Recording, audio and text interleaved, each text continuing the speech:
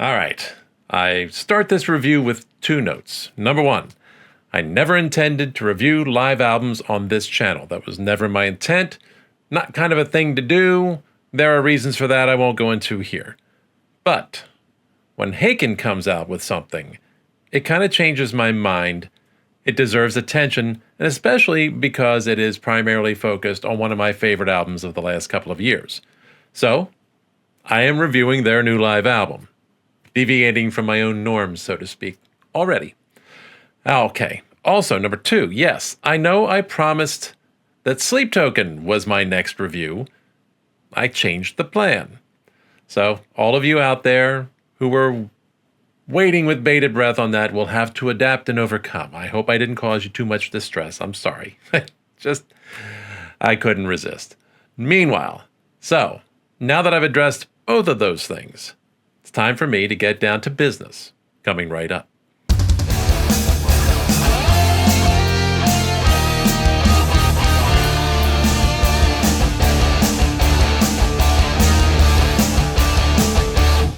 Hey, Prog Noggins, Dave here, and this is Bleeding Edge with your weekly, or in this case, twice weekly album review. We're squeezing an extra one in.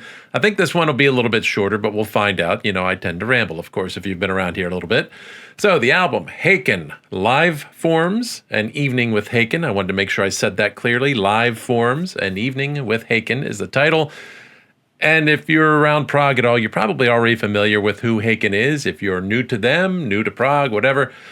Ross Jennings on vocals, Charlie Griffiths on guitar, Ray Hearn on drums, Rich Henshaw also on guitars, Peter Jones on keys, and Connor Green on bass. That makes up the band, a six-piece, bigger than your average band, of course. This album comes from a performance recorded in their hometown of London on September 21st, 2024 at London's legendary O2 Kentish Town Forum.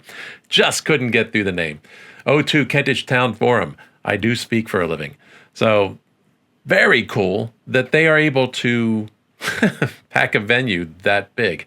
I wish it was so here in the United States and they got all the attention and credit they deserve over here, but we're a little behind the times when it comes to Prog. What am I going to say? So on this pack, you get 3 hours of music, which matches what I witnessed myself when they came through town, and I got to see them up in New York City. Cool 3 hours. It's an evening with type of performance format. There's the word I wanted.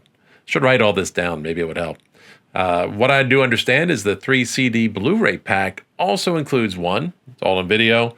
2, it includes band member interviews. None of them by me, I notice. Okay. I will adapt and overcome. So this is them deciding, hey, you know what? An evening with format is one of those things that the band felt was a rite of passage for bands, and I agree. They were celebrating 15 years together. Seems a nice time to do a celebration. And it was them stretching their wings a little bit, and I think doing it at a very, very good time in their history. So I like that. It's a very cool thing for them to do. It includes, of course, Fauna played in full. That's the main focus, kind of the side one of things a little bit, although I don't think it works that way in terms of how they separate the discs and the vinyls, but go with me, thinking old school. And then, of course, in addition to that, a choice selection of fan favorite songs from across their catalog. So you get things like the Cockroach King. Again, I can speak. I'm too excited. The Cockroach King. And if you've never seen the original video for that, go seek that out. It is so damn awesome because it's man-made puppets or homemade puppets. They're all man-made across the world. Homemade puppets that the band put together, or not puppets, Muppets. Oh, Dave. Get it together, dude. Stop fanboying. It's the Muppets. Anyway, go watch the video. You'll figure it out. 1985, a personal favorite of mine, and they wrap the whole thing up with the encore that is taken up entirely by Visions, which I think is a very, very suitable, very fitting closer to the album. And again, just like they did live when I saw them, when the rest of us saw them. If you've never seen them live, go see them live. If you haven't seen them live yet, you're going to have to wait a while, but this could fill the gap pretty well. Meanwhile, super quick breakdown, because the album that is the primary focus of this is obviously already out. All the music's already out. I'm not doing a review like this like it's a new thing. What I am going to talk about is Fauna, because that was my top album of 2023. It's one of my favorite albums of the last few years. It is my favorite album of the band's. So I will do this quickly. Intellectual. Bottom line, it's brilliant, really. It's a thematic concept album instead of what had been their typical narrative type of concept album. And it's focused on our common struggles as individuals and as people, with each song linked to an animal totem, which I think is really cool. And as far as the concept and the writing, they nailed it. The lyrics are challenging and evocative, and they're both poetic, and they leave you thinking, but they're not without a sense of humor and some wry observations throughout. As you know, Haken is a band that I don't think one would say they take themselves super seriously. So even when they are writing about serious concepts, there's always a little bit of playfulness in there. So absolutely a 5 on the lyrics, on the intellectual side of things. The innovative, on this one, the band, I feel like on that album, absolutely challenged the boundaries of prog metal, as well as their own creative limits. They were stretching themselves on this one, and more than any Haken album before, this one I feel presented a balanced combination of their diverse influences, whether we're talking about Charlie's thrash inclinations, or Rich's jazz fusion, or Ross's pop and country stylings and his background. You can really hear all that stuff divided up in their various solo albums. For me, though, this is the band feeling fully confident and fully liberated to evolve without inhibition and be themselves and balance everything out just so perfectly, and the result was and is delicious. It's not a word I use very often. It's delicious. They on this album, I felt they grew noticeably, and at the same time did not lose touch of their established sound. So 5. Guys, you nailed it. Few bands can do that. Technical, it's pretty simple. These guys are among the best there is as a group, and they're all damn impressive as individuals as well. And it's hardly a wonder that Mike Portnoy of Dream Theater chose them as the backing band for his 12-step suite tour when he did that. He went to these guys and said, I'm not doing this with Dream Theater, but you guys will fill in pretty damn well. That's pretty much all you need to know. They're top-notch. It's one of those things that it just says it all. And on that tour in particular, I really hope Ray got to play a lot, at least a bit on this one. Like, I know it was Mike's thing, and he's a drummer, so why would he give up the seat? I don't know what he did. I did not get to see those tours, but I hope Ray got to play a little bit, because Ray, in my opinion, does not get the credit he deserves for the fantastic drummer that he is. And take that to the bank. So really not much else to say here that would surprise anyone. This is also a 5. And the emotional. We all know, if you've been watching my reviews before, I'm a tough grader when it comes to this. The high points on Fauna are perfectly created to get me pumped, whether it's the big choruses of The Alphabet of Me, or the charging verses and riffs of Taurus, or the playfulness of Love Bites.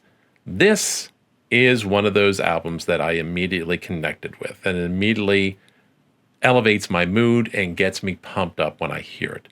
Even the little touches, even the little flourishes and the details are the moments that I relish in this album. One, like the brief, powerful riffs at the end, the tail end of the chorus from The Alphabet of Me.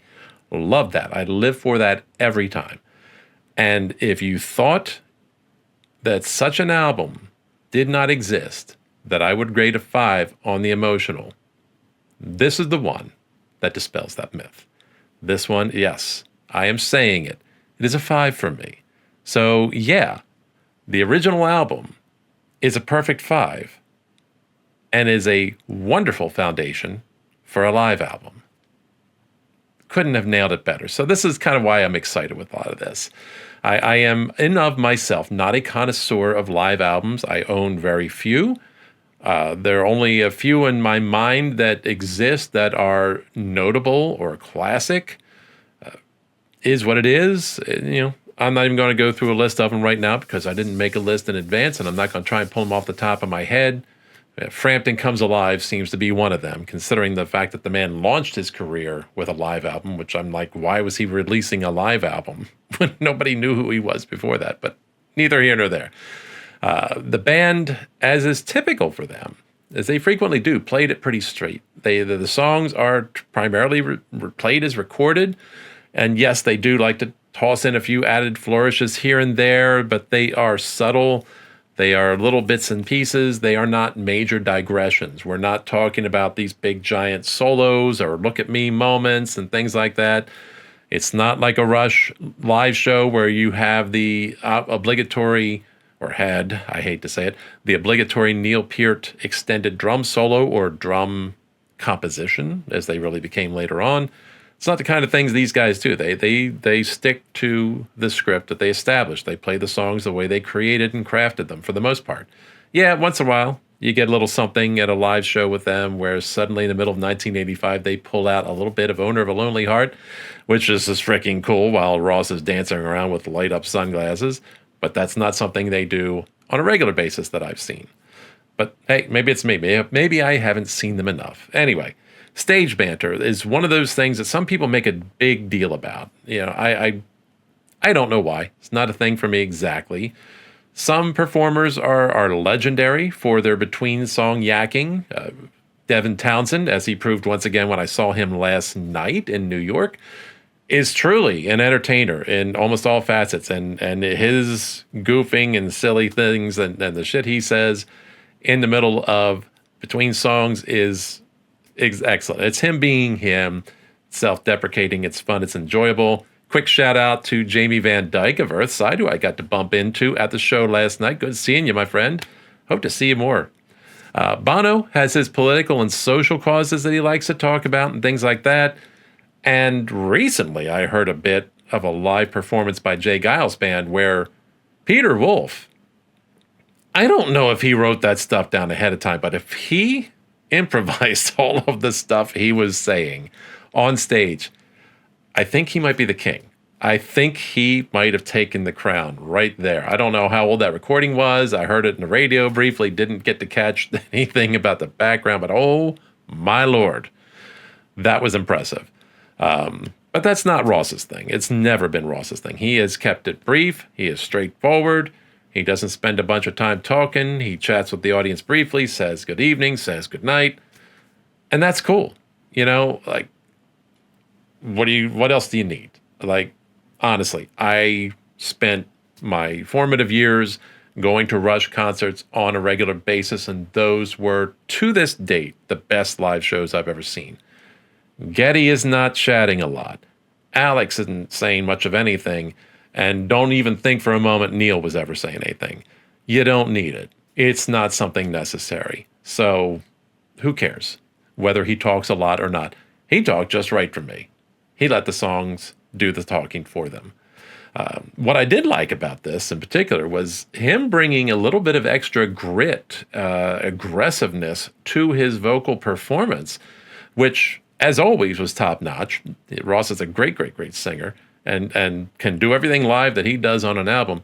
But the extra grittiness, whatever you want to call it, a little vocal fry, a little growliness, trying to decide if that was a word while I'm saying it, was really cool. And I think in some parts here and there, he may have gone slightly down in register, but it sounded really cool. And I don't think it was something he was off. I think it was intentional. And it brought a nice extra bit of texture to the songs. Very welcome. I enjoyed that. As I mentioned, I've seen them 4 times now, and he was as good as ever, but the added gruffness, nice touch. Do more of that, Ross. I like it. And I really like the quality of the recording on this album.